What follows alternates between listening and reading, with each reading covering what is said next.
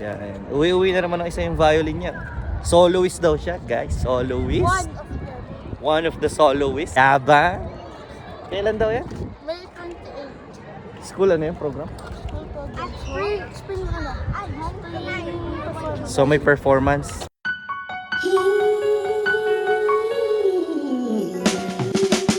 Sunshine, blue skies.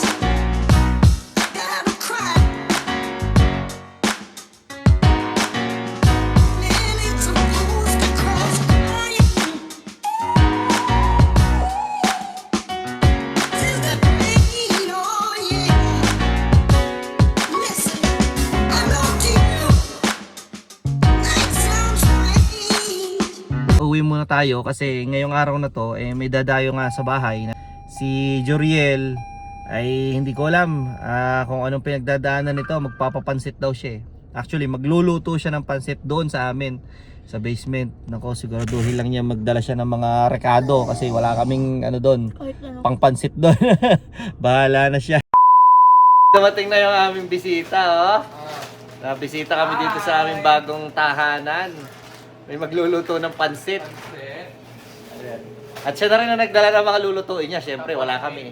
Panghimagas kami. Yun, guys. Hawaiian. Iba talaga yung ano Magic sarap dinala ko na baka wala kayo magic sarap. Pero kami yan. Ito yung pansit. Oh, yan ang papansit. Ito yung pansit sa Ilocos to. Ay, wow. Sa moda. Yun. Ang galing, parang ang gaat. Nandito ako sa Canadian Tire para magbalik ng bumbilya. Kamali ako guys ng bili. Ito replacement na to. Sana naman tanggapin pa nila. Replacement na i-replace ko ulit. Yung una kasing nabili ko pumutok talaga. Ngayon ito yung ipinalit ko, hindi ko napansin na iba pala yung base niya yung pag ganito yung patusok, hindi siya yung paroskas na usual na type ng bulb. So yun, try ko isuli. Pagkakamali ko na talaga to this time. Pero at least yung product walang problema. Sana naman din ako sumablay this time. Ito na yung binili ko. Dalawa na. Para pag kami napunding iba, di at least may pamalit pa. Naka-sale pa. $9 yung dalawang bulb. Tapos ay may pupuntahan muna ako bago ko ito i-exchange.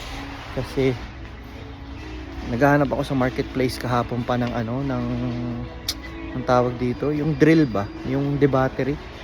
Kahit na second hand, kaso ang problema usually yung mga binibenta mura nga $20 meron, kaso ang problema walang kasamang charger.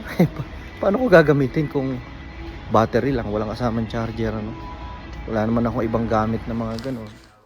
Eto, sakto na to, kukuhanin ko na tong $69 para matapos ko na yung mga trabahong kailangan kong gawin doon sa garage. At mamaya nga pala, samahan nyo kami kasi ay kakaiba rin ininbita kami, hindi pa namin nakikita itong nag-imbita sa amin. Hindi pa namin ulit nakikita. Ang nag-imbita sa amin ay dating estudyante ni Mami sa Dasma. Nung nagtuturo pa kami sa Dasma, dati niya naging estudyante, tapos tumira ng Japan, nagkataon na nakapangasawa nang naandito sa Calgary. So through Facebook nagkaalaman nandito rin pala kayo. May baby sila at bibinyagan ngayon, and dito sa venue, malapit lang dito sa bahay ang venue, sa may Asian buffet, dito yung reception. Buti na lang yung Canadian Tire para mga 3 minutes drive lang, kasi katapat lang siya ng kung gaano kalayo yung Walmart mula sa bahay namin. Halos ganun lang din, mga 3 minutes drive lang o 2 minutes drive lang mula sa bahay. Alam ko dito sa Canadian Tire, kasi ito sa mga tools, sa mga automotive, lahat ng klase, pati rin sa bahay, kompleto na, kumbaga parang Ace Hardware, parang ganyan. Ito talaga marami nag-aabang ng sale kasi marami kang makukuha magagandang deal kapag may mga sale sila. Yung iba nga nagda-download pa dito ng app, kung saan manonood. Halos lahat naman kasi dito ng store may ganun, may app sila. Tapos iseset mo kung ano yung store mo. Ibig sabihin kung ano yung store na location na malapit sa bahay mo. At manonotify ka kapag may mga deals na maganda, kapag may mga sale. Ganyan ang style dito. Kasi alam ko dito, kahit even dito sa Canadian Tire, nagpapaunahan dito kapag may magagandang deals ganyan.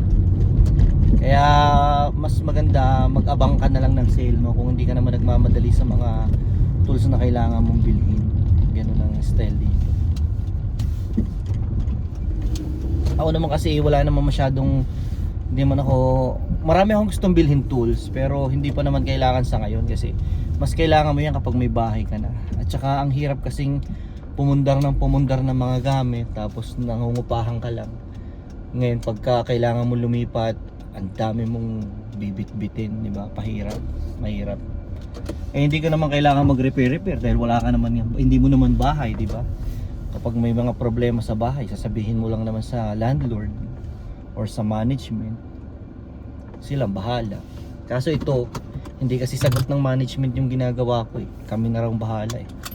Kaya yun, kailangan ko ng tools ko. Yan, dyan muna kayo. Andito na ako sa atin. Ang naisip ko dito sa Pilipinas ay Ace Hardware. 2,000 years later. Paalis na kami para makichibog na naman. Hindi kami nagluto kagabi, hindi rin kami nagluto ngayong umaga. Sabi ko buffet yung pupuntahan, magpagutom tayo. Gutom ka na ba? Tara na. Yan ang buhay Canada. Pag may handaan, swerte, di na magluluto. Tara. Pagka kami paalis, kakaiba oh. Yung mga bata nakataas na. Na-start na yung sasakyan, kami na lang ang kulang. Kami na lang yung hihintay. Kami yung maiiwan, ganun. Pasaway ang mga magulang. Saan nga ba yung tuwalya? Taas muna kami. Yan, dito na kami. Venue, birthday. Ito yung venue.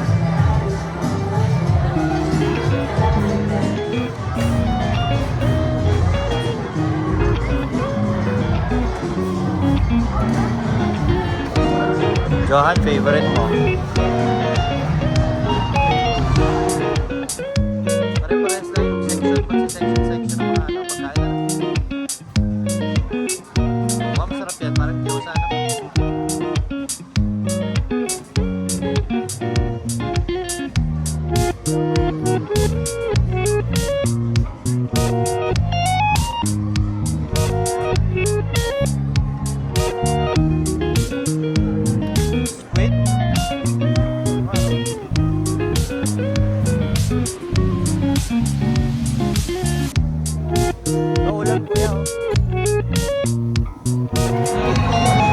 Uy, mukhang masarap. Chicken.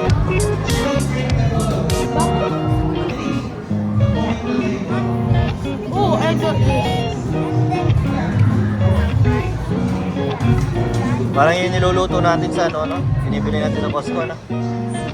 Crab. One piece.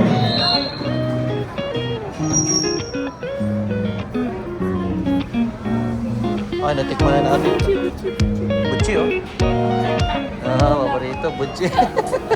Malaki gutom na itong batang to. Kuya, ito masarap to. Cake na yan. One lang. At saka, ayan, masarap pareho yan. Titikman ko lahat yan. Natikman ko to doon sa pinuntahan namin sa sa Edmonton. Saka to. Masarap yan, cake na yan. Ay, kunti lang pwede yan. Tutunaw naman sa bibig yan. Gamis wag. Meron pa dito, ice cream. Ice cream.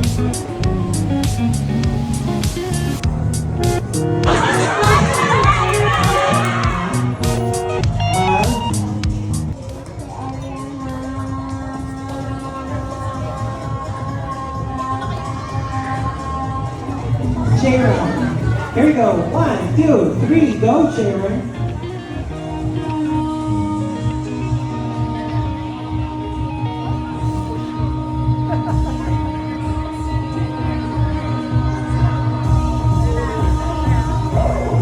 Wow! Congratulations!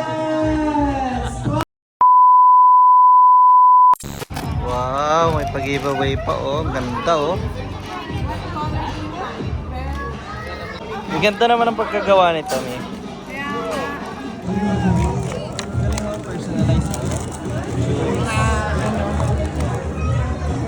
Nakakatuwa naman to. So ito nga guys si Reyna. Siya yung estudyante ni Mami sa Dasmariñas National High School pa noon.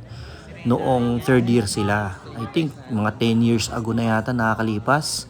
Tapos ito naman yung husband niya, si Glenn, na taga rito talaga sa Calgary. At yung reason kung bakit napadpad si Reyna dito sa Canada. Ang liit ng mundo, no? Mga ilang taon na nung anong year mo siya estudyante? Parang kapapanganak ko lang kay Jero, no? Ah, oo, no. So like, more than 10 years ago. Parang 10 years ago. Nung estudyante namin siya sa grade 9. Grade 9. Third year pa yata, no? Oh, third year, hindi pa grade 9 tawag. First year, second year, third year. 2,000 years later. Yan. Galing na kami sa Galing na kami sa Binyagan. Andito na kami sa Punta kami dito sa TNT. Bibili muna kami ng aming ibababad kasi bukas ang plano after namin mag-church ay pupunta kami sa park. Kasama yung mga kaibigan. Kaya naman bibili kami ng may pagbabad para may ma-barbecue. Kailangan magdala ng grill. Ang laki ng tangkin dadali natin. Kaya nga. Wala na kasi ako maliit na propane tank. Kaya nga. Busog na naman ang bataan. At marami pa uwi. Pa nag-anak sa binyag. Parang nagninang, hindi naman eh.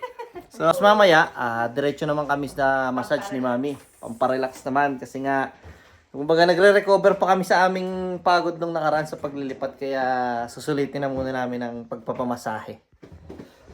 Dito sa Marvin's Massage. Pupunta kami mamaya. Ang appointment namin is 5 at ngayon ay 4 PM pa lang. So meron pa ako isang oras dito sa bahay. Yon. Habang naghihintay pa kami ng aming appointment sa massage, ay susubukan ko muna to. Para aking binili. Para mayari na, yayariin. Hindi kasi makakatulog eh. Ayan, Mami meron na pa lang kasamang drill bit na isang piraso. Screw.